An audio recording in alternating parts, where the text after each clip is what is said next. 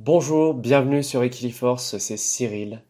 J'ai longtemps été à la recherche de techniques permettant de stimuler mon corps, d'être en forme, mais sans passer des heures dans une salle de musculation. Et je vous propose les 5 tibétains. Je vous recommande si vous avez une maladie comme le cancer, l'arthrite, des problèmes de dos, la sclérose en plaques ou d'autres problèmes sérieux de consulter un médecin auparavant pour voir si vous pouvez les faire, ces mouvements. Je vous montre pour commencer donc le premier.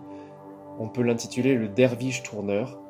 Il s'agit de tourner lentement à son rythme en ayant les yeux à moitié baissés vers le sol, les bras levés à moitié aussi. Ce rituel stimule l'oreille interne, il va améliorer l'équilibre et permet de se dégager des tensions. Et c'est une façon aussi d'observer ses pensées et de ralentir le flot.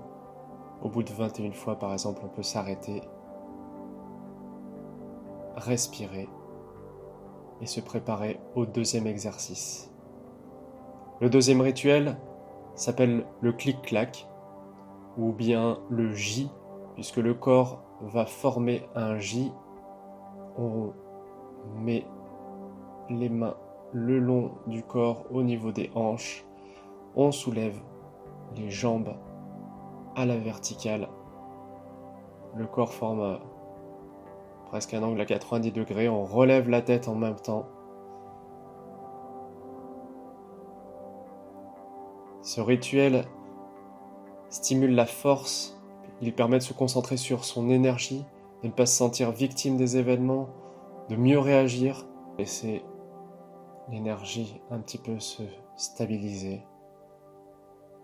Celui-ci s'intitule l'arc, c'est-à-dire que la posture de départ c'est sur les genoux, on va basculer la tête en arrière en tenant l'arrière des cuisses et on rebascule vers l'avant. On expire en retombant. On inspire en mettant la tête en arrière. Et on expire en revenant dans la position initiale. C'est le rituel de l'ouverture qui aide à rayonner, qui donne accès à la force, qui réduit le flot des pensées, à s'asseoir tranquillement sur ses talons, à respirer 2 fois.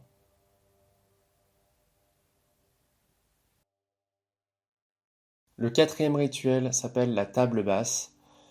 Je vous montre pourquoi. Voilà la position que nous allons obtenir. Alors, les mains sont de part et d'autre des hanches.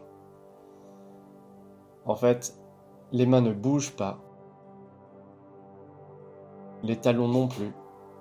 On projette le bassin vers l'avant, la tête vers l'arrière. Et les muscles vont être sollicités. Tout ça va renforcer la volonté, le contrôle, stabiliser l'énergie, mobiliser la détermination, l'endurance. Bien sûr, comme dans les mouvements de yoga, le mental peut agir, peut se manifester. Donc, on en profite pour laisser retomber tout ça en respirant très profondément.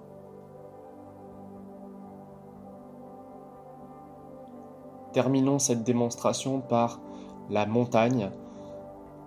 Les Anglais l'appellent aussi the two dogs, les 2 chiens, puisqu'il y a 2 positions qui sont à la fois opposées et complémentaires. La première ressemble un peu à celle d'un scorpion, la deuxième un accent circonflexe. Donc on fait un peu comme des pompes avec le bassin très près du sol et on remonte le bassin. Les pieds, vous le voyez, ne bougent pas, tout comme les mains.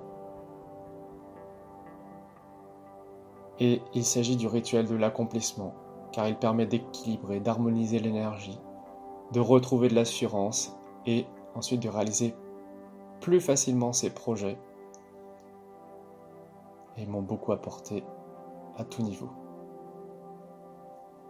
On finit par une posture de repos un peu comme la salutation au soleil.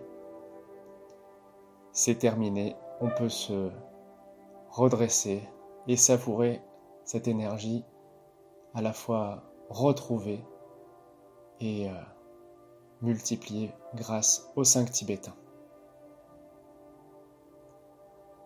Pour terminer, je souhaite remercier Jean-Louis Abrassard qui a écrit La bonne pratique des 5 tibétains. C'est un livre équipé d'un DVD et de nombreuses informations qui m'a motivé pour faire ces exercices et pour vous présenter des informations complètes. J'espère que ça vous a plu. N'hésitez pas à liker, partager, commenter cette vidéo pour que de plus en plus de personnes puissent prendre soin de leur corps grâce à ces partages. Merci.